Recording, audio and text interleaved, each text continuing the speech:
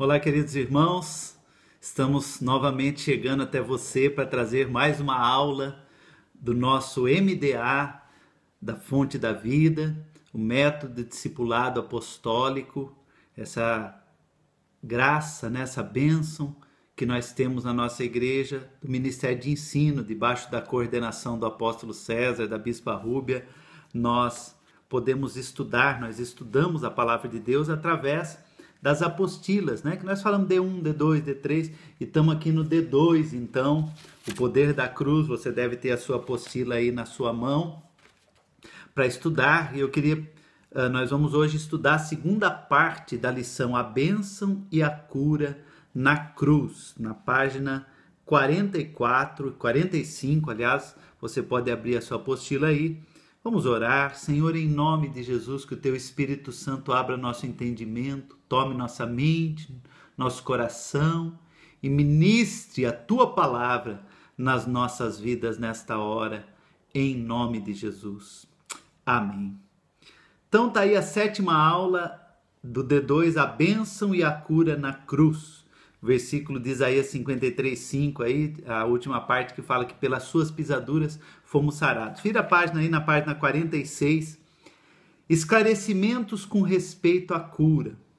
Então, nós vamos essa aula, ela deve ser uma aula mais rápida até, apenas colocar alguns pontos, Na aula anterior nós já falamos vários princípios bíblicos sobre a cura, e vamos colocar alguns pontos e depois ler um testemunho tremendo aqui de uma cura.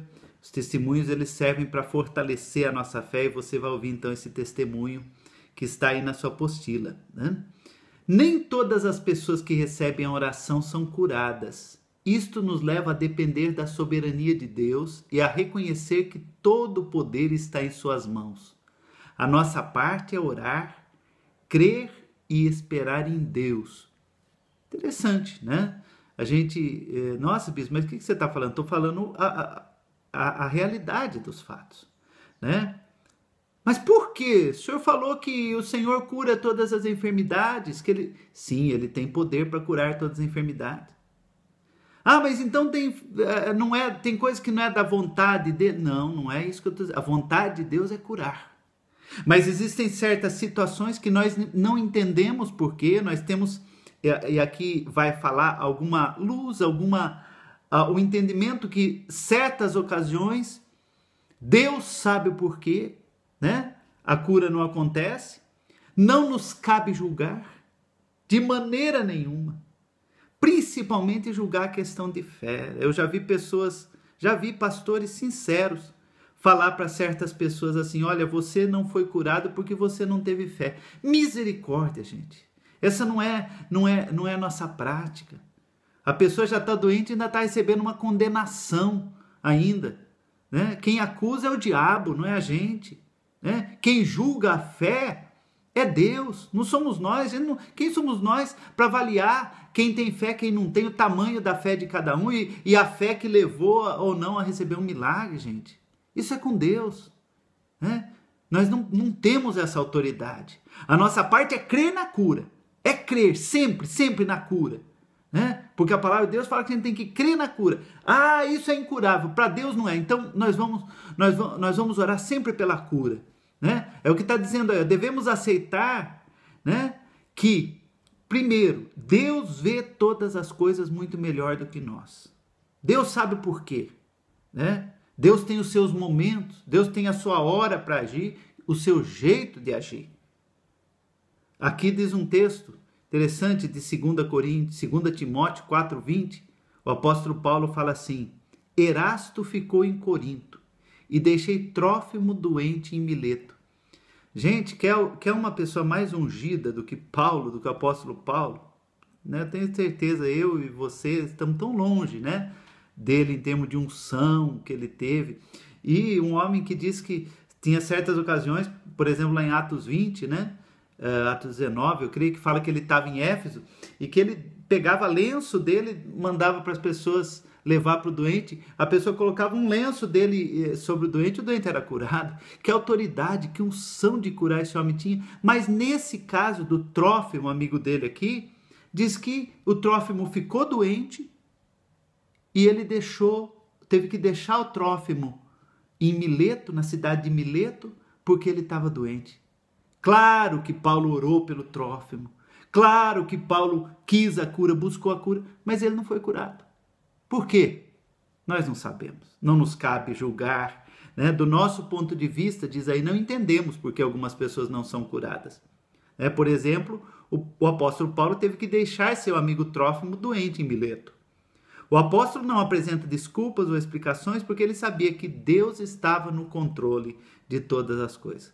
Não cabe a nós julgar e explicar, cabe a nós crermos e orar pela cura. Romanos 9, 14 a 16 afirma: que diremos, pois? Que há injustiça da parte de Deus? De maneira nenhuma. Pois diz Moisés: compadecer-me-ei de quem me compadecer e terei misericórdia de quem eu tiver misericórdia. Assim, pois, não depende de quem quer, nem de que corre, mas de Deus que se compadece. Então, tem coisas que nós não entendemos.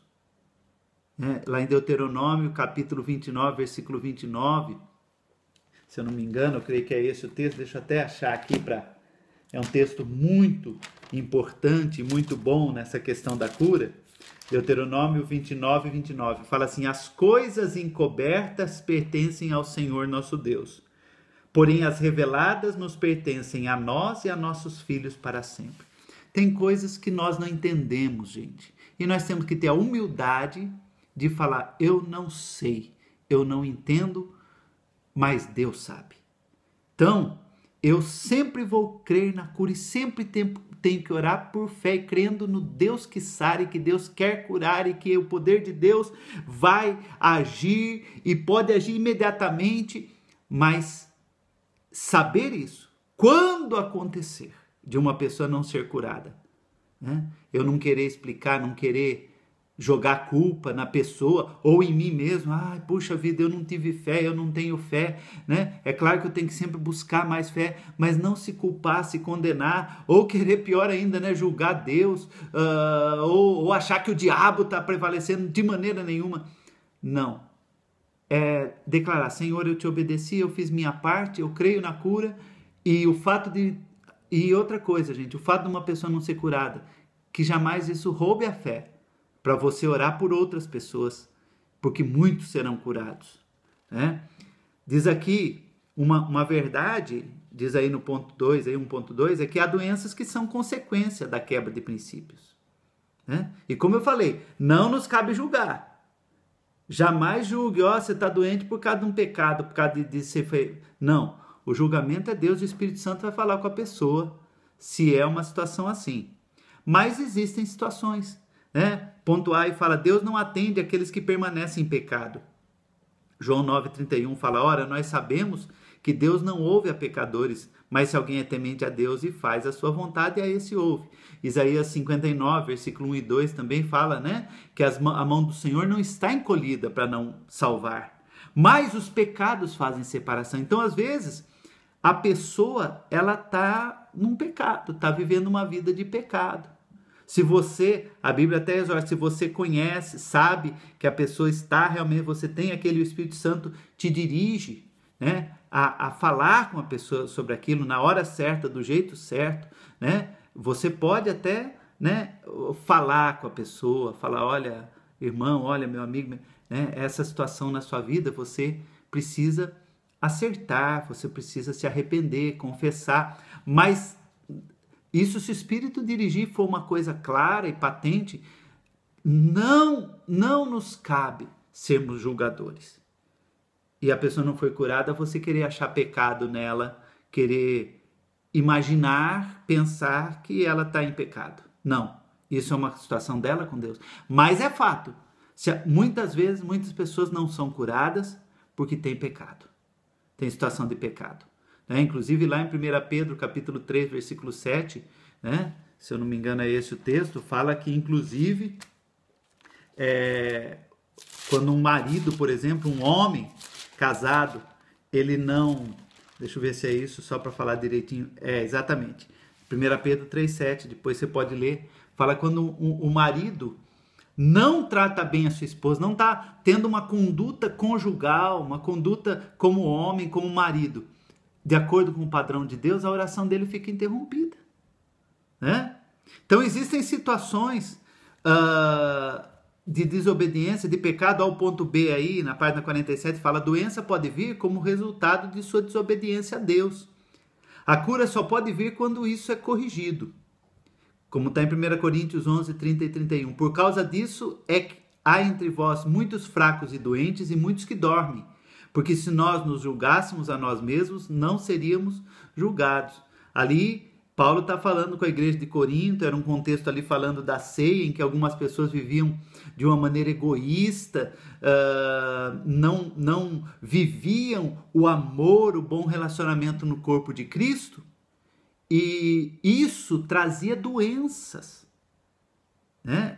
Você não entender, você não viver o corpo de Cristo, você estar na igreja e ser egoísta, você estar na igreja e não perdoar, não amar, não compreender, não ter unidade, dividir, falar mal, criticar, atrai doenças. A quebra de princípios pode trazer doenças, sim, na sua vida, né? 1.3. Algumas pessoas devem confessar suas faltas para que outros possam orar por elas. É como está em Tiago 5,16. Confessai as vossas culpas uns aos outros e orai uns pelos outros para que sareis. A oração feita por um justo pode muito em seus efeitos. Em algumas situações específicas, né, a pessoa deve até confessar para alguém maduro, tá? Um homem, principalmente, procurar um homem, uma mulher, procurar uma mulher, né? Que tenha unção, o seu pastor, a sua pastora, o seu bispo, a sua bispa.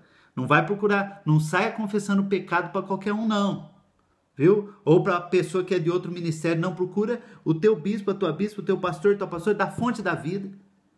Em situação específica, existem certas situações específicas, o Espírito pode falar com a pessoa, em que ela deve procurar o seu líder e confessar. Em primeiro lugar, sempre que for caso de mágoa, né, deve procurar a pessoa, principalmente aquela pessoa com quem você se feriu, se magoou, confessar, se acertar, e isso pode trazer cura. Às vezes aquela pessoa vai orar por você. E às vezes um pecado que você cometeu, que é uma situação em que você precisa confessar não só para Deus, né? A Bíblia fala aqui e em outros textos, né, em que a pessoa pode procurar o seu pastor, a sua pastora, pode procurar uma pessoa madura e confessar o seu pecado, né?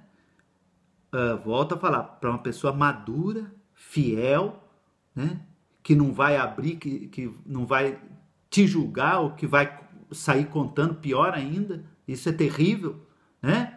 Não confessar para pessoas imaturas, muito menos para quem não tem o temor de Deus, né?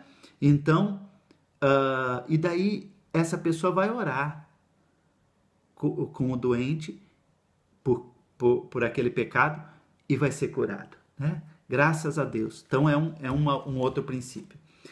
Vamos ler esse testemunho então, tremendo. Deus curou meu filho de epilepsia. Diz aqui: é muito difícil você sonhar com a chegada de seu filho, desejar cada instante tê-lo em seus braços, pensar nas coisas mais lindas para fazerem juntos, projetar os mais altos ideais, amá-lo intensamente, para um dia vê-lo sendo discriminado e as pessoas tendo nojo ou medo de se aproximar dele. Coisa terrível, né? É triste. A irmã conta aqui, né? É triste, mas foi exatamente isso que aconteceu com meu filhinho Lucas. O Lucas é uma bênção de Deus em minha vida. Ele nasceu lindo, saudável, mas aos 6 meses de vida ele simplesmente desmaiou. Eu e meu esposo ficamos tão amedrontados que descemos 13 andares com ele no colo para levá-lo ao hospital. Após o atendimento de emergência, o médico não conseguiu diagnosticar nada. Ele estava simplesmente bem. Após um período de observação, fomos para casa. E a partir daquela ocasião, o nosso cotidiano era ver nosso filho desmaiando e nada de diagnóstico. Quando Lucas completou 4 anos, ele teve a sua primeira crise de epilepsia. de fato, apresentando todos os sintomas. Foi preciso ficar internado, tomando medicação. Concluído o exame, foi confirmado o diagnóstico. O médico constatou uma epilepsia branda. Só Deus sabe como foram os dias e anos seguintes. Mesmo tomando remédios, doses altíssimas, o Lucas continuava tendo crises. Aconteceu um período em que praticamente todas as semanas essa crise se manifestava. Era muito doloroso vê-lo contorcendo-se, as pessoas olhando com um ar de medo ou nojo. Pior mesmo era quando acontecia no colégio. Após a crise, os coleguinhas não queriam ficar perto dele. Eu sabia o quanto tudo isso era doloroso para ele. Apesar do Lucas tomar corretamente todos os remédios indicados, a doença só se agravava. E a cada novo exame ela se manifestava mais intensamente. Recebemos então recomendação médica de prestar atenção nele 24 horas por dia. Nosso filho não podia ter uma vida normal, não podia nadar, não podia jogar futebol, não brincava com as outras crianças da idade dele e na escola apresentava dificuldade de aprendizado. Era disperso, relapso e mesmo pagando professora particular, o aprendizado dele nada rendia. Foi no período mais intenso das crises que nós então começamos a frequentar as campanhas na Igreja Fonte da Vida. Nesse período, a equipe pastoral nos ajudou muito, orando por nós, levando-nos a crer no poder da oração. E o interessante é que em todas as campanhas o Lucas escrevia em letras grandes na cartela de oração dele: Cura do Lucas. Um dia fomos a uma campanha da Fonte da Vida, estávamos na campanha do Espírito Santo e o apóstolo César Augusto chamou quem quisesse receber o Espírito Santo, que fosse à frente. Muitos responderam ao chamado, inclusive eu, e percebi que o Lucas havia ido à frente também. Como lá na frente não havia nenhuma criança, eu já ia chamar a atenção do Lucas para mandá-lo retornar para o banco, mas quando ia fazer isso, algo dentro de mim me impediu de fazê-lo. Percebi então que ele lá na frente começou a rir sem parar, dava gargalhadas, rolava de rir, e mais uma vez me virei para chamar a atenção dele, corrigi-lo por achar que ele estivesse brincando com uma coisa séria. E novamente o Espírito Santo me impediu de brigar com ele. Perguntei então ao menino: Lucas, o que está acontecendo? Por que você está rindo desse jeito? E ele respondeu: é um vento, mamãe, que entra dentro do meu peito e sai pelas costas. É um vento muito bom. Foi então que eu entendi que ele estava cheio do Espírito Santo de Deus. Que coisa linda, né, gente? Naquela hora, eu acreditei, o Lucas estava sendo curado. Passada aquela ocasião, eu tive medo de fazer o exame que comprovaria a cura total dele. Sentia que ele estava sendo curado, mas tinha receio de levá-lo ao médico. Mesmo assim, 2 meses depois, fizemos um novo exame no nosso filho. Demorei algum tempo para buscar o resultado, até que meu esposo foi ao laboratório e trouxe o resultado. Mas mesmo assim, eu não queria abrir o envelope para ver o diagnóstico. Quando finalmente tive fé para fazê-lo, só Deus sabe o que eu senti ao ler. Estava escrito assim, olha aí: eletroencefalograma digital prolongado em vigília, sonolência e sono, dentro dos limites da normalidade. Aleluia! De fato, ele estava curado. Levamos o Lucas ao médico, ele examinou, passou página por página do exame e, espantado, perguntou-me: Jane, o que aconteceu? Eu respondi fazendo uma outra pergunta: doutor, o senhor acredita em Deus? Pois Deus curou meu filho. Deus é muito poderoso. Eu falei e naquela hora os olhos do médico se iluminaram. Ele acreditou no poder de Deus. Perguntei então: o senhor questiona a credibilidade da clínica que efetuou o exame? E ele disse: não, pois é uma das melhores e mais confiáveis da cidade. O Lucas estava curado. A partir do dia em que ele foi cheio do Espírito Santo, nunca mais teve uma crise sequer.